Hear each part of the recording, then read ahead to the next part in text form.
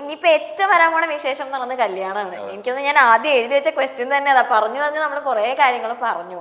അപ്പൊ കല്യാണം എന്താ ആദ്യമേ നമ്മളെ കാണുമ്പോ ആദ്യമേ കല്യാണം അതാണല്ലോ എല്ലാരും ചോദിക്കുന്നത്.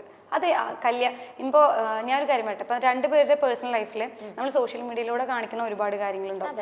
പക്ഷെ നമുക്ക് നമ്മുടെ പകുതിയിലധികം കാര്യങ്ങൾ സോഷ്യൽ മീഡിയയിലൂടെ കാണിക്കാൻ പറ്റില്ല. ഇപ്പൊ പാർവതിയുടെ ലൈഫിന്റെ ഉള്ളില് ഒരുപാട് കാര്യങ്ങളുണ്ട്. പക്ഷെ നമുക്കത് പബ്ലിക്കലി വന്ന് പറയാൻ പറ്റില്ല. ഹാപ്പി മൊമെന്റ്സ് മാത്രമായിരിക്കും നമ്മൾ ഷെയർ ചെയ്യുന്നുണ്ടാവുക. ഇപ്പൊ ഡോക്ടർക്ക് പെട്ടെന്ന് കല്യാണം എന്നുള്ളൊരു കാര്യം എല്ലാവരും ചോദിക്കാറുണ്ട് എൻ്റെ അടുത്ത്. ആൾക്ക് ഭയങ്കര തിടുക്കാണല്ലേ കല്യാണം എന്നുള്ളത്. അപ്പൊ ആളുടെ ലൈഫിൽ എന്താണെന്ന് വെച്ചിട്ടുണ്ടെങ്കിൽ ഒന്നാമത് 32 ഏജ് ആയി, പിന്നെ എന്തായാലും ഒരു പാർട്ട്ണർ വേണം എന്നുള്ളൊരു ആഗ്രഹമുണ്ട്, പിന്നെ അതല്ലാതെ കുറെ പേഴ്സണൽ ആയിട്ടുള്ള കാര്യങ്ങളുണ്ട്. അപ്പോൾ ആ ഒരു കാരണങ്ങൾ കൊണ്ടാണ് ആൾക്ക് ഒരാളും കൂടി കൂടെ ഉണ്ടെങ്കിൽ നമുക്ക് ഒരുമിച്ച് പോവാം. അതായത് കുറച്ച് മീൻസ് നമ്മുടെ പേഴ്സണൽ ആയിട്ടുള്ള കുറച്ച് ഉണ്ടാവുമല്ലോ, നമുക്ക് കുറെ സ്ട്രഗിളും കാര്യങ്ങളൊക്കെ ഉണ്ട്. അപ്പൊ ആ ഒരു കാര്യങ്ങൾ ഷെയർ ചെയ്യാനും ഒരുമിച്ച് പോകാനും വേണ്ടിയിട്ടാണ് ഒരു പാർട്ട്ണർ വേണം എന്നുള്ളത് ഉണ്ടായിരുന്നത്. അല്ലാതെ ഓടിപ്പോയി ഇന്ന് കണ്ട് നാളെ ഓടിപ്പോയി കല്യാണത്തിനല്ല. അപ്പൊ നമ്മളൊരു ഇന്റർവ്യൂവിനെ കണ്ടിട്ടുള്ളതായിരുന്നു. അത് കഴിഞ്ഞിട്ട് പിന്നെ ഡോക്ടറിന്റെ പ്രൊപ്പോസൽസ് വീട്ടിൽ നോക്കുന്ന സമയത്ത് പാരന്റ്സ് പ്രൊപ്പോസൽസ് നോക്കുന്ന സമയത്ത് എൻ്റെ അടുത്ത് ചോദിക്കുകയാണ് ചെയ്തത്, എൻ്റെ വീട്ടിൽ ഇങ്ങനെ നോക്കുന്നുണ്ട്, ഇയാൾക്ക് താല്പര്യം ഉണ്ടെങ്കിൽ നമുക്ക് നോക്കാം. ആ സമയത്ത് ഞാൻ ഈ പറഞ്ഞ പോലെ മൂവീസ് ചെയ്തിട്ടേ ഉള്ളൂ, ഒന്നും റിലീസായിട്ടില്ല. പിന്നെ അതുപോലെ എനിക്ക് ബിസിനസ് ഫിനാൻഷ്യലി സെറ്റിൽഡ് ആണെങ്കിൽ പോലും എനിക്കൊരു എക്സ്പെക്ടേഷൻ ഉണ്ടാവില്ല, ഈ ഒരു സ്റ്റേജിൽ എത്തിയിട്ടേ എനിക്ക് കല്യാണം എന്നുള്ളൊരു കാര്യം നോക്കാൻ പറ്റുള്ളൂ എന്നുള്ളൊരു ഇതുണ്ടല്ലോ. അപ്പൊ ഞാൻ ആളുടെ അടുത്ത് പറഞ്ഞൊരു ആദ്യം ഞാൻ കല്യാണത്തിന്റെ ഒരു കാര്യം വന്നപ്പോൾ കല്യാണം നോക്കുന്നുണ്ട് പറഞ്ഞപ്പോൾ ഞാൻ ആദ്യം ആ ടൈമിൽ എനിക്ക് നോക്കുന്നുണ്ടായിരുന്നില്ല, അതുകൊണ്ട് ഞാൻ അത് വേണ്ടാന്നായിരുന്നു പറഞ്ഞിട്ടുണ്ടായിരുന്നത്.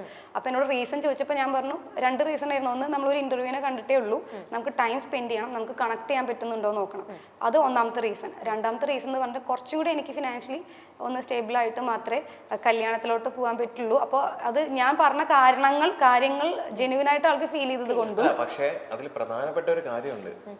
എന്നെ ഇഷ്ടമാണോ എന്ന് ചോദിച്ചപ്പോ കല്യാണം കഴിക്കാൻ താല്പര്യം ഉണ്ടോ എന്ന് ചോദിച്ചപ്പോ അത് ഉണ്ട്, പക്ഷേ സമയം വേണമെന്നാണ്. ഇഷ്ടമുണ്ട് എന്ന് വെച്ചിട്ടുണ്ടെങ്കിൽ താല്പര്യക്കുറവില്ല. പക്ഷെ എനിക്ക് നമ്മുടെ രണ്ടുപേരും ക്യാരക്ടർ നമ്മൾ അറിഞ്ഞിട്ടില്ലല്ലോ, നമുക്ക് ആകെ ഒരു ഇന്റർവ്യൂവിൽ കണ്ടിട്ട് നമുക്കത് ഡിസിഷൻ എടുക്കാൻ പറ്റില്ല, ലൈഫ് ലോങ് കൂടെ വേണ്ട ഒരാളാണ്.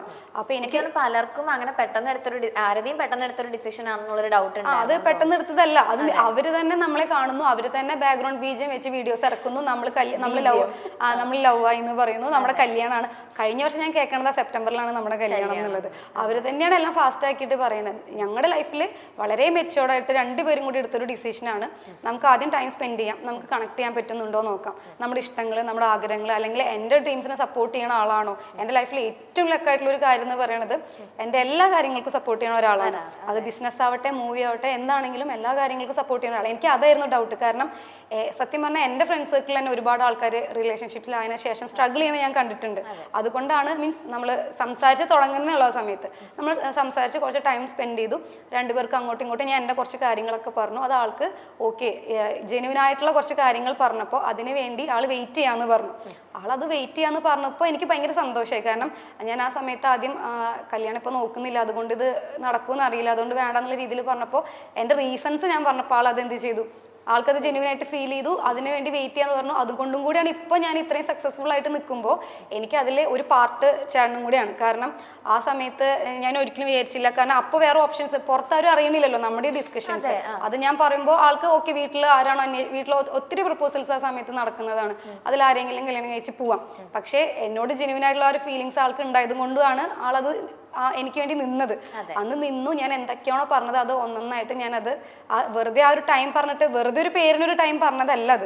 എനിക്ക് ഞാൻ പറഞ്ഞ പോലെ എൻ്റെ മൂവീസ് ഞാൻ ചെയ്തത് 2 കംപ്ലീറ്റ് ആയിട്ടുണ്ടായിരുന്നു, 1 കംപ്ലീറ്റ് ആയിട്ടുണ്ടായിരുന്നില്ല, അത് കംപ്ലീറ്റ് ചെയ്തു. 2 മൂവീസ് ഇറങ്ങി. അത് അവിടെ നല്ല ഫീഡ്ബാക്ക് ആയിരുന്നു. 8.5 ആ റേറ്റിംഗിൽ വന്നു. അവിടുത്തെ സോങ് ഒക്കെ അവിടെ ഹിറ്റായിരുന്നു. ഇവിടെ ഹിറ്റായല്ലോ, ഇവിടെ ഹിറ്റായിരുന്നു. അതുപോലെ പിന്നെ അപ്പോൾ മൂവിയുടെ കാര്യങ്ങൾ കഴിഞ്ഞു. മൂവിയുടെ കാര്യം എനിക്ക് മൂവി ചെയ്യണമെന്ന് ഭയങ്കര ആഗ്രഹമില്ല. എൻ്റെ പ്ലാൻ ബിസിനസ്സാണ്.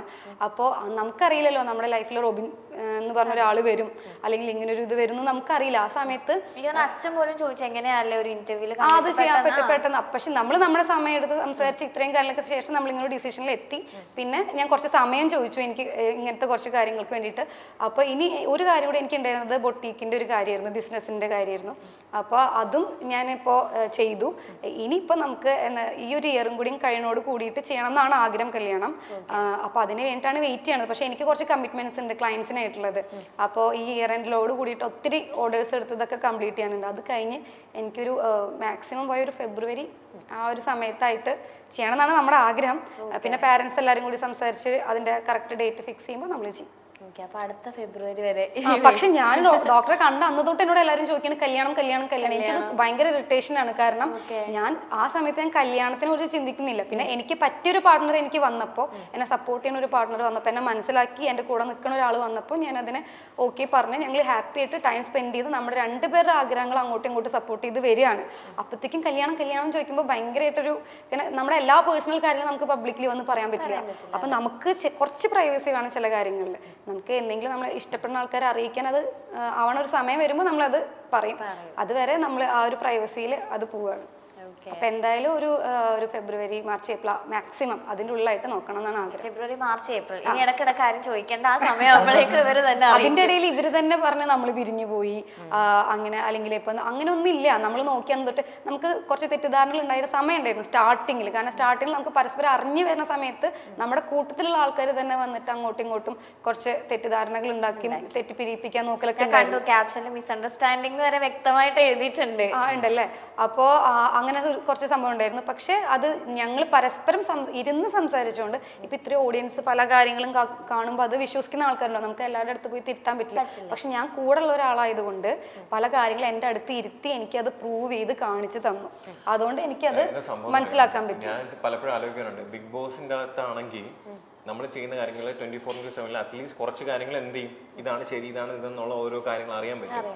അപ്പൊ ഞാൻ ആലോചിച്ചിട്ടുണ്ട്, ദൈവമേ ഈ ഒരു പുറത്ത് നടക്കുന്ന ഈ ഒരു സംഭവം എവിടെയെങ്കിലും ഇതൊക്കെ റെക്കോർഡ് ചെയ്ത് വെക്കുകയാണെങ്കിൽ, യഥാർത്ഥത്തിൽ ഓരോരുത്തരുടെ ലൈഫിൽ എന്തൊക്കെയാണ് നടക്കുന്ന കാര്യങ്ങളൊക്കെ റെക്കോർഡ് ചെയ്ത് ആരെങ്കിലും ഈ ബിഗ് ബോസ് പോലെ കാണിക്കായിരുന്നെങ്കിൽ ആരുടെ ഭാഗത്താ ശരി ആരുടെ ഭാഗത്താ തെറ്റെന്നുള്ള ക്ലിയർ ആയിട്ട് എന്ത് ചെയ്യാൻ പറ്റും, ഇതിപ്പോ ഞാൻ കൂടെ ഉള്ള ആളായതുകൊണ്ട് എനിക്ക് ലൈവായിട്ട് ഓരോ കോൾസ് വരുന്നതും വിളിച്ച് പ്രൊവോക്ക് ചെയ്യണതും എല്ലാ കാര്യങ്ങളും എനിക്ക് ലൈവായിട്ട് കാണാൻ പറ്റും. അപ്പോൾ കുറച്ചുകൂടി ഇപ്പൊ എൻ്റെ ഒരു അഭിപ്രായം കേട്ടോ ഞാൻ പറയണത്, ഇപ്പൊ ബിഗ് ബോസ് എന്ന് പറഞ്ഞൊരു പരിപാടി ലോകമെമ്പാടും കാണുന്ന ആൾക്കാരാണെങ്കിലും ഈ ഒരു ജനറേഷനിൽ അത് കാണുന്നത് കുറച്ച് മീൻസ് നമ്മൾ ലൈഫായിട്ട് ഭയങ്കര ബിസി, നമുക്ക് 24/7 ഒന്നും എനിക്ക് ഞാൻ അങ്ങനെ കാണാറില്ല. അപ്പോൾ എനിക്ക് തോന്നുന്നു നമ്മളെല്ലാവരും നമ്മുടെ ലൈഫിൽ ബിസി ആയതുകൊണ്ട് അങ്ങനെ കാണാത്തൊരു വിഭാഗം ആളുകളും കൂടി ഉണ്ട്. അപ്പോൾ ഡോക്ടറെ ഒത്തിരി പേർക്ക് അറിയെങ്കിലും ഒത്തിരി പേർക്ക് ചിലപ്പോൾ സോഷ്യൽ മീഡിയയിൽ അങ്ങനെ കുറെ ക്രൗഡും കുറെ അങ്ങനെയൊക്കെ ആയിരിക്കും, ഇത് ആരാണ് ഇത് എന്താണ് ഇത്രയും ക്രൗഡ് വരുന്നത് അങ്ങനത്തെ ഒരു രീതിയിലായിരിക്കും കാണുന്നുണ്ടാവും. പിന്നെ അവർ കാണുന്നത് ഇങ്ങനത്തെ ഇഷ്യൂസ് ആണ്. അപ്പൊ ഇഷ്യൂസിൽ ആള് റിയാക്ട് ചെയ്യുന്ന ആളുടെ റിയാക്ഷൻ വെച്ചിട്ടായിരിക്കും ഒത്തിരി പേര് ആളുടെ പേഴ്സണാലിറ്റി ജഡ്ജ് ചെയ്യുക. കാരണം ഇതെന്താണ് ഇങ്ങനെ പബ്ലിക്കിൽ കിടന്ന് കുറെ ഇഷ്യൂസ് ഒക്കെ ഉണ്ടായിരുന്ന സമയത്ത് അത് വെച്ചിട്ട് ജഡ്ജ് ചെയ്യും. ഇഷ്യൂസും റിയാക്ഷനും വെച്ചിട്ട് ജഡ്ജ് ചെയ്യാൻ പറ്റത്തുള്ളൂ, അത് അത്രേ പറ്റുള്ളൂ. കാരണം അവർ പുറമെന്ന് കാണുന്ന ഓഡിയൻസ് ആണ്. പക്ഷെ അതിന്റെ പുറകിൽ കുറച്ച് പ്രൊവോക്ക് ചെയ്യുന്ന കാര്യങ്ങളും അതിന്റെ ഉള്ളിൽ അവർ ഫേസ് ചെയ്യുന്ന കാര്യങ്ങളുണ്ട്. അത് ഞാൻ ലൈവായിട്ട് കാണുന്ന ആൾ. അപ്പൊ നമുക്ക് വരുന്ന ഫോൺ കോൾസും എത്രത്തോളം ഇറിറ്റേറ്റ് ചെയ്യണം എന്നുള്ളതും എല്ലാം ഞാൻ ലൈവായിട്ട് കാണുന്ന ആളാണ്.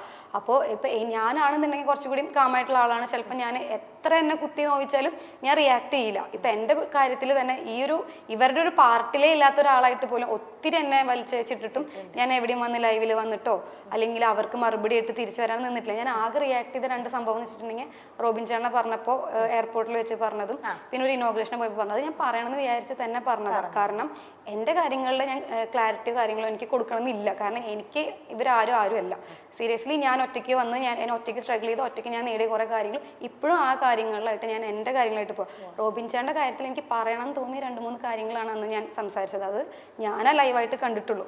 ഓരോരുത്തർ വിളിച്ച് എത്രത്തോളം പ്രൊവോക്ക് ചെയ്തു. അപ്പോൾ ഞാനാണെങ്കിൽ ചിലപ്പോൾ ഞാൻ റിയാക്ട് ചെയ്യില്ല, ഞാനത് സഹിച്ച് പിടിച്ചാണ്. പക്ഷേ റോബിൻ ചേട്ടനെ പറഞ്ഞിട്ടുണ്ടെങ്കിൽ എല്ലാ സൈഡിൽ നിന്നും അറ്റാക്ക് വരികയാണ്, എല്ലാ സൈഡിൽ നിന്നും കോൾസ് വരികയാണ്. അപ്പോൾ അത്രയും നമ്മൾ ഫേസ് ചെയ്യുമ്പോൾ ഓരോരുത്തർ ഷോർട്ട് ടെമ്പേർഡ് ആണ്, അപ്പോൾ റിയാക്ട് ചെയ്ത് പോകും. അപ്പോൾ ആദ്യമൊന്നും അറിയില്ലായിരുന്നു, മീൻസ് അങ്ങനെ റിയാക്ട് ചെയ്ത് കയ്യിൽ നിന്ന് പോയ കുറച്ച് സംഭവങ്ങൾ ഉണ്ടായിട്ടുണ്ട്. അപ്പോൾ അതൊക്കെ ബാക്ക്ഗ്രൗണ്ട് ഇത്രയും ഇഷ്യൂസ് നടക്കുമ്പോഴാണ് അങ്ങനെ വരുന്നത്. ഇപ്പൊ പക്ഷെ ആ പരിപാടിയെ നിർത്തി, റിയാക്ഷൻ നിർത്തി. കാരണം ഞാൻ പറഞ്ഞ ഒരു പെർസെൻറ്റേജ് ഓഡിയൻസ് മൊത്തം ഈ ഇഷ്യൂസിലൂടെയും ഈ റിയാക്ഷനിലൂടെയാണ് കാണുന്നത്. അപ്പൊ എല്ലാവർക്കും ഭയങ്കര ഓക്വേർഡ് ആയിരിക്കും, ഇത് എന്താ ഇങ്ങനെ ചെയ്യുന്നത്. ഇപ്പൊ എൻ്റെ ഫ്രണ്ട്സിൽ തന്നെ ചില ആൾക്കാരാണ് പറഞ്ഞിട്ടുണ്ട് അത് എന്ത് ഇങ്ങനെ ചെയ്യുന്നത്. ഞാൻ പറഞ്ഞു അത് നിങ്ങൾ ആ റിയാക്ഷനെ കാണുന്നുള്ളൂ, അതിന്റെ പുറകിൽ നടക്കുന്ന കാര്യങ്ങൾ നിങ്ങൾ കാണുന്നില്ല, അത് ഞാനാ കാണുന്നത്. അപ്പോൾ അതിൻ്റെതായ കാരണങ്ങളുണ്ട്. ഞാൻ പറയണ പോലെ നമുക്ക് എല്ലാ കാര്യവും ഒന്നും പറയാൻ പറ്റില്ല. അപ്പോൾ അങ്ങനെ ഒരു കാര്യങ്ങളുണ്ട്. അതുകൊണ്ട് അതുകൊണ്ടാണ് അങ്ങനെ ചെയ്തിരുന്നത്. പക്ഷെ ഇപ്പൊ അതും നിർത്തി. ഇപ്പോഴും എല്ലാവരും ഓരോരുത്തരും പാർവതി എവിടെയെങ്കിലും ഇപ്പൊ പാർവതി ഇപ്പൊ നമ്മൾ ഇന്റർവ്യൂ ചെയ്യുമ്പോൾ നമ്മുടെ എല്ലാ കാര്യങ്ങളും ഓൾമോസ്റ്റ് ഒന്ന് നോക്കൂലോ. അപ്പോൾ ഏതെങ്കിലും ഒരു ഇന്റർവ്യൂവില് ആള് ഡോക്ടർ വന്നിരുന്നിട്ട് ആരെങ്കിലും ഏതെങ്കിലും കണ്ടസ്റ്റൻസിനോ അല്ലെങ്കിൽ ഏതെങ്കിലും ഒരാളേനെ നെഗറ്റീവായിട്ട് പറയണതോ സംസാരിക്കണതോ കണ്ടിട്ടുണ്ടോ? ആളുടെ ലൈഫായിട്ടാണല്ലോ പോയിരുന്നത്. പക്ഷെ ഇത്രയും ആളുകൾ തിരിച്ച് വെറുതെ ഒരു ആവശ്യമില്ലാതെ വന്നിട്ട് പറഞ്ഞിട്ട് പോണത് ഞാൻ ആലോചിക്കാറുണ്ട്. എന്തിനാണ് ഇത്രയും ദേഷ്യം? ഒരു ഗെയിം ഷോ കഴിഞ്ഞിട്ടും ഇത്രയും വൈരാഗ്യം എന്തിനാണ് ആളുകൾ ഉള്ളിൽ വെക്കണതെന്ന് പലപ്പോഴും ഞാൻ ചിന്തിച്ചിട്ടുണ്ട്. പിന്നെ ചിന്തിച്ചിട്ട് അതിനുള്ള മറുപടി കിട്ടാത്തതുകൊണ്ട് ഞാൻ ആ ചിന്ത വിട്ടു. ഇപ്പൊ ഞാൻ എൻ്റെ കരിയറും ആളുടെ കരിയറും നോക്കിക്കൊണ്ടിരിക്കുകയാണ്. പിന്നെ നമ്മളാണെങ്കിലും കുറച്ച് ഇമ്മച്ചുവറായിട്ട് ചെയ്ത കുറച്ച് കാര്യങ്ങളുണ്ട്. നമ്മൾ ചില കാര്യങ്ങൾ ഭയങ്കര പ്രൈവസി വെക്കണം. അല്ലെങ്കിൽ എന്താ ഉണ്ടാവുക വെച്ചാൽ നമ്മൾ എല്ലാ കാര്യങ്ങളും പറയുമ്പോൾ അത് മുടക്കാനും ഒത്തിരി ആൾക്കാർ ഉണ്ടാവും. അതുകൊണ്ടാണ് ഇപ്പൊ സൈലന്റ് ആയിട്ട് എല്ലാ കാര്യങ്ങളും ചെയ്യുന്നത്. എൻ്റെ കാര്യങ്ങൾ പണ്ട് പോയ പോലെ ആള് ഇപ്പൊ ഭയങ്കര ബുദ്ധിപരമായിട്ട് പണ്ടും ചെയ്യുന്നുണ്ടായിരുന്നു. പക്ഷെ വിശ്വസ്തതയിൽ ഒത്തിരി ആളുകൾ വന്നിട്ട് കുറെ പണി തന്ന് പോയിട്ടുണ്ടായിരുന്നു.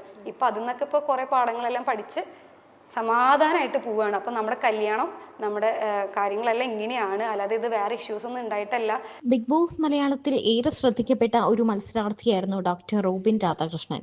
ഷോയ്ക്കകത്തും പുറത്തും റോബിൻ ഒരുപോലെ വൈറലായി. പിന്നീട് ഉദ്ഘാടന വേദികളിലും തിളങ്ങുന്ന താരമായി. ഒരിക്കൽ റോബിന്റെ അഭിമുഖം എടുക്കാൻ അപ്രതീക്ഷിതമായി എത്തിയ അവതാരകയും യുവ സംരംഭകയുമായ ആരതി പൊടിയുമായുള്ള പ്രണയം ഇപ്പോൾ വിവാഹത്തിലേക്ക് അടുക്കുകയാണ്. ഈ മാസം 16-ന് ഗുരുവായൂർ അമ്പലത്തിൽ വച്ചാണ് ഇരുവരുടെയും വിവാഹം. ദിവസങ്ങൾ നീണ്ടു നിൽക്കുന്ന ആഘോഷങ്ങളാണ് വിവാഹത്തോടനുബന്ധിച്ച് സംഘടിപ്പിച്ചിരിക്കുന്നത്. ഹൽദി ചടങ്ങുകളോടെയായിരുന്നു ആഘോഷങ്ങൾക്ക് തുടക്കം. ഇതിന്റെ വീഡിയോയും ചിത്രങ്ങളും സമൂഹ മാധ്യമങ്ങളിൽ വൈറലാവുകയാണ്. ആരതിയും റോബിനും ആഘോഷ തുടക്കത്തിന്റെ ചിത്രങ്ങൾ സോഷ്യൽ മീഡിയയിലൂടെ പങ്കുവച്ചിട്ടുമുണ്ട്. കല്യാണ ചടങ്ങുകളും ആഘോഷങ്ങളും തനിക്ക് തന്നെ സർപ്രൈസ് ആണെന്നും അതൊക്കെ പ്ലാൻ ചെയ്യുന്നത് മറ്റുള്ളവരാണെന്നും റോബിൻ പറഞ്ഞു. 2 വർഷം നീണ്ടു നിൽക്കുന്ന ഹണിമൂണാണ് തങ്ങൾ പ്ലാൻ ചെയ്തിരിക്കുന്നതെന്നും റോബിൻ മുൻപ് പറഞ്ഞിട്ടുണ്ട്. 27-ൽ അധികം രാജ്യങ്ങളിലേക്കുള്ള യാത്രയായിരിക്കുമെന്നാണ് താരം അറിയിച്ചത്. ഓരോ രാജ്യങ്ങളിലും സന്ദർശിച്ചതിന് ശേഷം തിരിച്ചു വരും. പിന്നീട് 1-2 മാസങ്ങൾക്കകം അടുത്ത രാജ്യം എന്ന രീതിയിലായിരിക്കും യാത്രകൾ. ആദ്യം പോകുന്നത് അസർബൈജാനിലായിരിക്കുമെന്നും റോബിൻ പറഞ്ഞിരുന്നു. 2 വർഷം മുൻപ് ഫെബ്രുവരിയിലായിരുന്നു ആരതി പൊടിയും റോബിനും തമ്മിലുള്ള വിവാഹ നിശ്ചയം നടന്നത്. അന്നു മുതൽ ഇരുവരുടെയും വിവാഹം എന്നാകുമെന്നറിയാൻ കാത്തിരിക്കുകയായിരുന്നു ആരാധകർ. ബിഗ് ബോസ് ഷോ കഴിഞ്ഞ് പുറത്തിറങ്ങിയ റോബിനെ അഭിമുഖം ചെയ്തവരിൽ ഒരാളായിരുന്നു ആരതി പൊടി. ആ ടോക്ക് ഷോയിൽ വെച്ചാണ് റോബിനും ആരതിയും ആദ്യമായി കാണുന്നത്.